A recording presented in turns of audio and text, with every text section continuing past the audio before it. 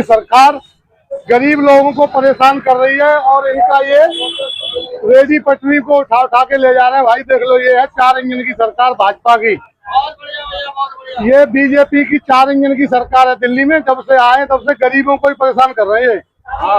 इन्होंने गरीबों को परेशान करने की इनको ठेका है भाई। ये सिर्फ गरीबों को परेशान करते हुए ये खड़ी गाड़ी, ये रेडियां हटा रहे हैं इनकी कुराड़ी से। ये गरीबों को परेशान कर रहे हैं। रेखा गुप्ता जी और मोदी जी, गरीबों को परेशान करना बंद कर दो भाई। ये गरीबों का भाई रेडी उठा रहे हैं ये लोग मान न रहे थे भाई। अंदर से भी रेडियां ले जा रहे हैं उठा के गरीबों की एमसीडी के अधिकारी परेशान कर रहे हैं बेचारे गरीब लोगों को। देखो ये कर रहे हैं, ये देखो, ये कर रहे हैं गरीबों के साथ। ये देखो